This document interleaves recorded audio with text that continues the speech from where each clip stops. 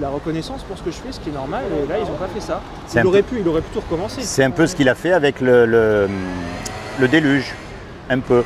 C'est un peu ce qu'il a fait avec le déluge. Oui, mais pas par rapport à cette question précise. Voilà, parce que comme il a vu qu'il faisait, il y avait marqué, il a marqué quoi? Comme il regardait que, en fait, les gens ils faisaient n'importe quoi. Ouais, mais pourquoi à cette époque d'Adam et Ève, il a décidé de ne pas détruire Satan, pas détruire Adam, mais les laisser continuer dans leur volonté de s'opposer à Dieu? Pourquoi il a laissé faire ça? Parce que Dieu, si vous voulez, il connaît tout. Aussi bien, comme il est en dehors du temps, parce que c'est lui qui a créé le temps, il savait très bien ce qui allait se passer même aujourd'hui. Et il sait très bien ce qui va se passer, contrairement à nous, dans, on va dire, 100 ans. Il savait que vous alliez être là aujourd'hui. Donc attendez, s'il avait détruit, comme vous dites, tout à fait au début, vous n'auriez pas été là. C'est vrai aussi. Ouais. Et quand on croit, comme d'après ce que j'ai compris, que l'âme, elle vit séparément du corps avec Dieu, votre âme, elle existait déjà avant. Là, on rentre dans des discussions profondes et théologiques où on commence parce que, quelque part, ceux qui... Enfin, en fait, il faut toujours aller dans les pistes. Donc, en prenant ça que l'âme... Je suis assez, je vais dire, carré et logique un peu dans ma tête. Vous êtes un bon français, cartésien. Moi, je me suis posé cette question. Et tout simplement, quand il a créé l'homme, Adam, en Genèse, le premier verset, il fait « Faisons l'homme à notre image ». Et là, il y a, on peut dire, les ingrédients de la constitution du premier être humain. C'est précisé quand même. Hein. Bien sûr, d'abord il a pris de la terre. Voilà, il dit, on va prendre la poussière tirée du sol. Alors stop, on arrête là. À ce moment-là, on peut représenter l'homme comme une statue de terre, de poussière. De la poussière, de l'argile quoi. De l'argile, on va dire voilà. De la matière, purement voilà. de la matière. D'ailleurs, vous savez que scientifiquement parlant, on a les 7 composants qu'il y a dans la terre. Hein. Alors on va dire, de toute façon, il y a si on est brûlé, il ne reste pas grand-chose. Hein. Ouais, donc alors, au départ, Dieu, on va dire, il a créé, on va l'imager une statue. L'homme, il était sans vie, il était comme ça. Là, c'est comme un cadavre en fait. Une statue. Non, un cadavre, c'est mort. Non, là, c'est ça, je veux dire. C'est une statue. Un morceau de matière, quoi. Une statue. Un steak haché. À part qu'il avait la forme, votre forme. Non, mais puisqu'il avait la forme d'un homme. Donc, voilà, c'est une statue. C'est une statue. C'est purement immatériel. Une statue. Matériel, quoi. Une statue. Et après, il a dit, après, il a soufflé le souffle de vie en lui et c'est devenu une âme vivante. Exactement. C'est devenu une âme vivante. Alors attendez. Les ingrédients là. Alors voilà. Alors pour moi, c'est quoi l'âme? Alors pour moi, il y a la statue. Au départ, Dieu a créé une. C'est comme la pâte à modeler. Imaginez, vous faites un homme en pâte à modeler. Il est là, vous avez fait votre homme en pâte à modeler. Ok. Bah oui. Alors j'imagine Dieu. Il a soufflé, c'est bien ce qu'il a écrit, donc, il a insufflé le souffle de vie, donc la pâte à modeler, elle a commencé à bouger et c'est devenu une âme vivante. Exactement. Maintenant, on voit bien là qu'il y a 2 composants. Le corps, la statue, et le souffle de Dieu. De vie, ouais. Parce que votre âme, c'est pas la même que la mienne. Égale l'âme. C'est celle qui va donner votre... Non, c'est l'esprit, je crois. Qui va donner votre personnalité, qui va donner les pensées, vous voyez. Mais on voit bien qu'il y a 2 choses qui peuvent être différentes, parce que la statue, elle existait. Bah oui, ça n'a rien à voir. Donc quand on meurt... On est animé par l'esprit. Voilà, donc quand on meurt, c'est comme là. En fait, il reprend le souffle qu'il nous a donné et on redevient un cadavre, comme vous avez dit. Vous voyez, il faut... Et donc l'âme, l'assemblage des 2, il meurt. Donc l'âme meurt. Moi, j'ai pas compris ça. Moi, j'ai compris. C'est ce que vous avez dit, parce que non, moi j'ai dit si vous retirez l'âme. Non, c'est le souffle de vie, c'est pas la Oui, le souffle de vie. Si vous recevez le double de... Oui, mais parce que l'âme, il y a plusieurs définitions. Vous pouvez dire il y a 150 âmes dans cette ville. Ça veut dire il y a 150 êtres humains, quoi, on va dire. Il y a aussi des fois plusieurs significations des mots. Et moi, je le vois comme ça, puisqu'au départ, on était comme la pâte à modeler qui ne bougeait pas. Mais qui c'est qui a instauré le premier cette idée que l'âme ne meurt pas? Alors là, je sais pas. Dites-moi. Bah, c'est Satan quand il a dit à Ève, mais vous ne mourrez pas en désobéissant à Dieu. Oui. Donc la première mention de l'immortalité de l'âme, le père de l'immortalité. Mais là, il ne parle pas de l'âme, il parle du corps. C'est la même chose. Ah. Parce qu'il a dit, vous ne mourrez pas. Vous ne mourrez pas. Vous ne mourrez pas. Non, mais je le connais. Ça, c'est les trucs les plus connus quand même. Ouais, c'est vrai. Hein, on l'a tous vu. Ça. Le début de la Bible, on l'a tous vu plein de fois. C'est après qu'on se perd et qu'on. C'est après qu'on doit revenir. C'est pour ça qu'il ne faut pas se compliquer la vie. Non. Faut pas essayer de faire dire à la Bible ce qu'elle dit pas. Et c'est pour ça. Et puis il y a aussi un verset qui dit une chose très importante. tout ce qui ne vient pas d'une conviction est Je peux péché. vous servir, monsieur, si vous voulez. On est d'accord? C'est bien écrit. Oui, il y a écrit tout ce qui n'est pas d'une conviction est péché. Ben, vous avez une concordance. Ouais, je Eh peux ben, regarder. oui, il est super votre site internet. Eh ben, vous regardez, tout ce qui ne vient pas d'une conviction, pourquoi? Parce que Dieu, en fait, il veut qu'on le cherche. Ben oui. Enfin, il se laisse trouver quoi. Oui, il se laisse trouver, mais son désir, c'est que les hommes le cherchent. Il y en a qui ne l'ont pas trouvé tout de suite. Enfin, comme ça, hein, vous savez, il y a des hommes, ils ont passé leur vie à chercher Dieu parce qu'on croit l'avoir. Enfin, On est des fois trompés aussi. le trouver, oui, mais le connaître, on doit connaître ça de ce qu'il y a à connaître vraiment. Même celui qui connaît tout, qui connaît vraiment, qui est le plus près possible, on va dire, qu'il puisse être, qu'un homme puisse être, je suis sûr qu'il connaît infiniment petite parce qu'il n'y a pas de limite. Pour connaître Ouais, Dieu. même Ouais, les et il y a derniers écrit- suffira pas. il y a même écrit qu'il n'y a pas assez de pages pour écrire tout ce que... Ah oui, On est si on d'accord. devait écrire tout ce qu'a fait Jésus. Voilà, ça donc tiendrait à mon pas. avis, c'est dans ce sens-là. Donc après, et il veut qu'on lise sa parole. Ça c'est sûr. Ça c'est, il veut. Vous savez, Ah ouais, c'est pas des mal. fois, je suis désolé, je vois des chrétiens, ils sont là devant le match du coupe de football, mais ils sont passionnés. J'arrive pas moi. J'arrive pas. J'arrive pas à être passionné, même devant un film, au bout de 10 minutes. Allez, parce qu'en 5 minutes, Ouais, vous c'est- pouvez c'est- découvrir quelque chose là-dedans. C'est pas vrai ce que je veux dire? Ouais, Mais c'est c'est- c'est de votre intérêt personnel pour les choses spirituelles, tout simplement. Voilà, mais vous y pensez même pas. C'est vraiment une question d'amour, on va dire. Vous pensez pas aimer votre femme, je veux dire. Enfin, vous pensez pas, je sais pas comment Ouais, dire. pas C'est besoin de- pas de besoin se forcer, de se forcer ou de comparer avec d'autres ou de. Y a pas besoin, c'est naturel. Eh ben là, c'est pareil. Il y a des trucs qui ne m'intéressent pas. Moi, je prends plaisir à discuter de Dieu, même s'il y a des choses que j'ai pas compris, il y a des choses qu'on diffère, des choses que j'ai vues autrement. C'est pas grave. Vous voyez, mais c'est vraiment un plaisir. Parce que je veux vraiment connaître petit à petit, un peu plus, un peu plus, un peu plus, un peu plus, un peu plus, un peu plus. Ouais, c'est bien. Et je pense que le but de la vie, c'est ça. Je pense que c'est pour ça que Dieu nous a mis sur la terre. C'est que petit à petit, eh ben, on se rapproche de plus en plus de lui jusqu'au jour où eh ben, soit on va avec lui, soit on ne va pas avec lui. Pourquoi est-ce que les gens qui n'ont jamais... Alors il y a des gens qui m'ont dit oui, mais Dieu, s'il est amour et tout, je dis oui, mais un homme qui n'a jamais voulu entendre parler de Dieu, un homme qui n'a pris aucun plaisir à lire la Bible, à s'intéresser aux choses de Dieu. Vous savez, des fois, je vais même discuter avec des musulmans, hein, il faut aller vers l'autre. Eh ben, pourquoi est-ce qu'il irait avec Dieu? Il va s'ennuyer avec Dieu pour l'éternité. Donc il vaut mieux qu'il aille loin de Dieu. Donc en fait, Dieu est juste. Il ne veut pas qu'un homme qui ne s'est pas occupé de lui pendant toute sa vie passe l'éternité avec lui parce qu'il va s'embêter. Pourtant, il veut que tout le monde parvienne à la repentance. Ouais, ça c'est sa volonté actuelle. Il veut que tous les hommes viennent à la repentance. C'est sa C'est là où volonté. on voit l'amour de Dieu. Et oui, ça veut dire que c'est ouvert à tout le monde. À tout le monde. Il n'y a pas un homme qui pourra dire « Ah, moi j'ai trop… » Même un sataniste, il peut changer. Bien sûr. Il n'y a pas un homme trop mauvais. C'est pour ça qu'elle est belle cette loi de Dieu. Chacun Parce sa que chance. lui, il a mis la barre. Enfin, hop, qui n'a pas menti. Par exemple, quand on rencontre des homosexuels. Oula. Alors eux, ils sont prêts. hein. Ouais, allez. Attendez, est-ce que vous avez déjà regardé une femme dans la rue pour la convoiter? Ils ne peuvent pas dire non. Je suis même pas rentré dans l'homosexualité. J'en ai rien à faire de leur homosexualité. Même Dieu, il en a rien à faire. Enfin, c'est déjà tellement au-dessus de la volonté, tellement loin que, on discute pas de ça. Dieu, tu vois, regarde, il a mis tous les hommes à la même. Le pape, pour moi, c'est un homme qui devrait se repentir, on va dire, parce que je veux pas non plus parler mal des. Vous voyez, c'est un homme comme un autre qui a un super boulot, mais qui est absolument pas. Alors ça, bon.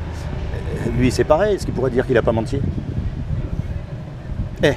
Il est merveilleux, Dieu, parce qu'il a mis tous les hommes à la même hauteur. Et il leur a donné à chacun la possibilité de s'en sortir par rapport à ce que Jésus a fait. À tous. Il n'a pas dit celui qui aura braqué les banques, celui qui aura caché la vérité à des millions de catholiques. Il n'a pas dit celui qui aura violé 50 petites filles. Pas besoin. T'as regardé une femme dans la rue, t'es coupable comme tout le monde. Et ça ferme la bouche à tout le monde. Oula, quand on regarde cette loi, on ne peut pas la suivre. Je discutais avec un monsieur qui me disait « Oui, moi je suis toute la loi ». Je dis ah, écoutez, tant mieux pour vous. Hein. Si vous y arrivez, vous serez sauvé, c'est sûr. Vous pouvez être sauvé par la loi, oui. Mais il y en a qui se croient. Hein. Il y en a qui disent « Oui, j'ai suivi toute la loi ». C'est pharisien de l'époque, Mais même aujourd'hui, c'est incroyable. Il y a un monsieur, il me dit « Oui, mais moi je fais tout ». Dire ça veut dire... ça veut tout ça veut tout dire. dire. Ça veut tout dire, on est d'accord. Je dis « Mais écoute, mais… » Je suis humble en disant ça. Alors que c'est ridicule, puisque Dieu nous a offert une porte de secours, un gilet de sauvetage, on va dire, une bouée de sauvetage, c'est Jésus. Si on admet qui on est vraiment, c'est-à-dire, vous savez, il n'y a pas besoin de gratter trop profond pour voir qui je suis vraiment, hein. Je suis un homme comme les autres. Hein. Mais la différence, c'est que j'ai cette passion pour Dieu et les Écritures. Et je lis ma Bible et je relis. Et quand il y a une question, ben voilà, je relève des points et avec tout le monde. Parce que c'est essentiel, c'est d'être avec Dieu. On ne peut pas vivre sans Dieu. Même aujourd'hui, les gens y croient qu'ils vivent sans Dieu, mais ils ne savent pas que Dieu les bénit quand même, puisqu'il est écrit « Il fait pleuvoir sur les justes et sur les injustes ». Les anges ne s'en rendent même pas compte que le souffle de vie qu'ils ont en eux, c'est Dieu qui leur donne.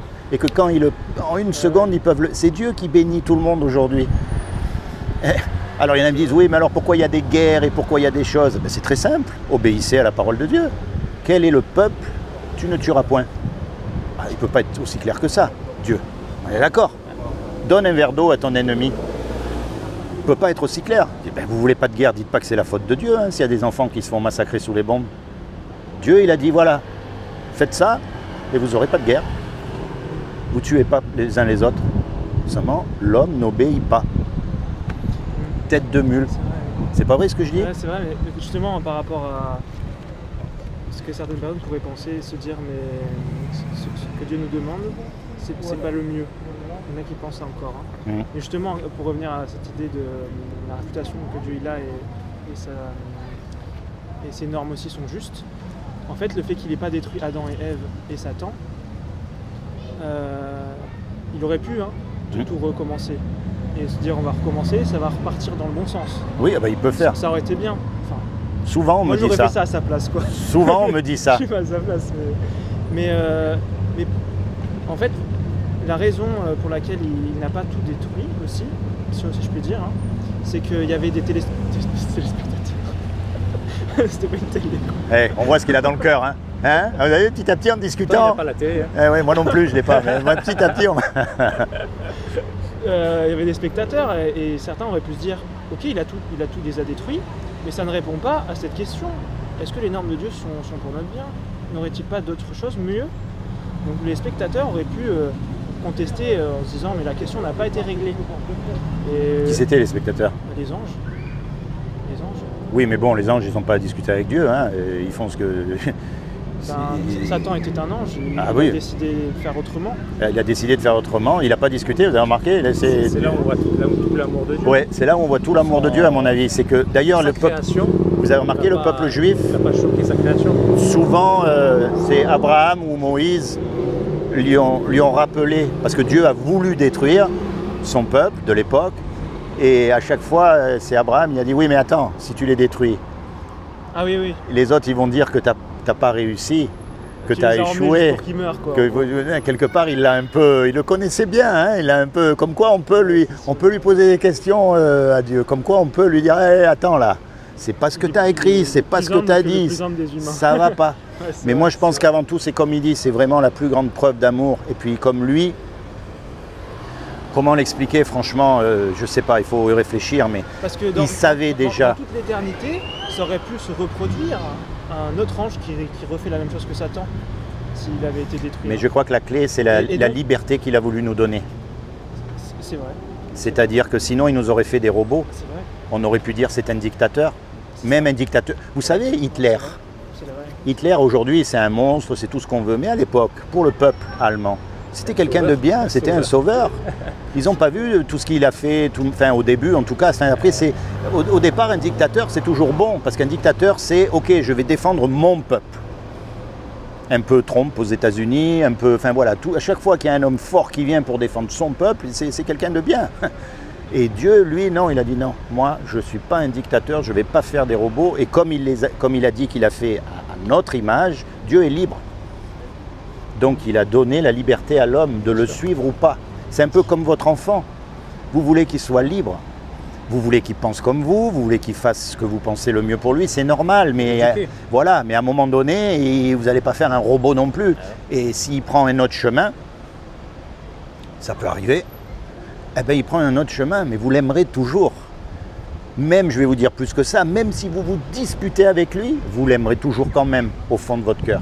Parce que c'est un lien qui est indestructible. Et les gens qui sont vraiment, qui battent, enfin qui abusent, quoi, qui battent leurs enfants, qui les maltraitent, ça montre que ils ont même plus de cœur, plus rien. Ils sont plus rien, ces gens-là. Parce que c'est un lien. Regardez Jésus, la vie de Jésus. Et il n'est pas venu superstar. Hein. Regardez les apôtres, comment ils sont morts. Comment ils sont morts, pourtant Dieu les aime. Aujourd'hui, on dit aux gens, venez à Dieu, vous allez voir, il va régler tous vos problèmes, la vie va être merveilleuse, tout ça. Mais c'est faux. Regardez comme les premiers chrétiens dans les arènes.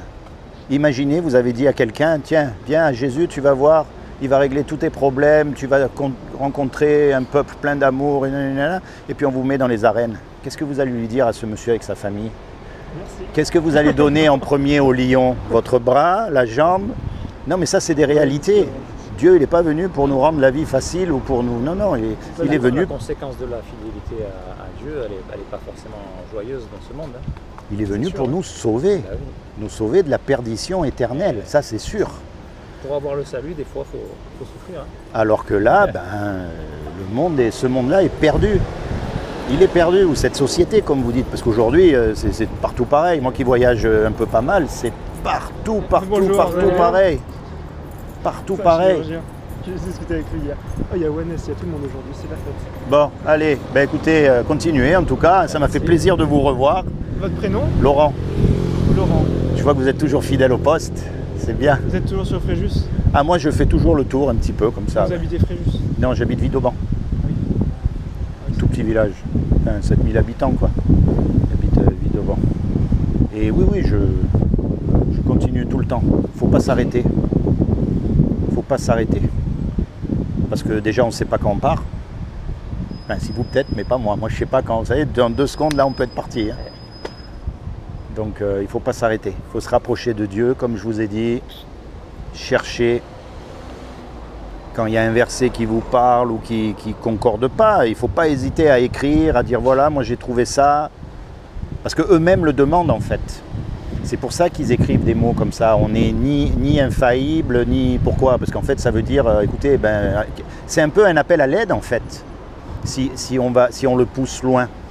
Quand on peut dire les autorités, ceux qui dominent en tout cas, ils disent qu'ils ne sont pas infaillibles, il ne faut pas le prendre dans le mauvais sens. Pour moi, c'est comme un appel à l'aide dans le bon sens. Ils nous permettent justement, ils nous ouvrent une porte. Ils nous disent voilà, envoyez-nous ce que vous trouvez, envoyez-nous ce que vous pensez. Ça peut nous aider à trouver, parce qu'on ne peut pas être réunis 150 000 dans une salle. Donc peut-être qu'il y a une brebis quelque part dans le coin caché qui a une très bonne idée ou qui a trouvé un super truc, on ne sait pas. Donc écrivez, envoyez ce que vous avez trouvé.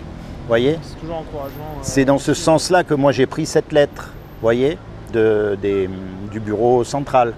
En fait, c'est ce qu'ils nous disent quand ils nous disent qu'ils ne sont pas infaillibles. Ils disent n'hésitez pas à nous écrire, à poser des questions, à nous demander, à trouver quelque chose. Parce que nous, on est un petit groupe d'hommes et on ne peut pas parler avec tout le monde. C'est ça qu'ils disent en fait. Ils ne peuvent pas venir vous voir tout le temps. C'est pas possible. On est d'accord? Donc faites quand vous trouvez des trucs. On fait des recherches, ne vous inquiétez pas. Ça, j'en suis Ne vous sûr. inquiétez pas. Bon allez, je continue. Soyez bénis. Allez, bonne journée. À bientôt. Au revoir.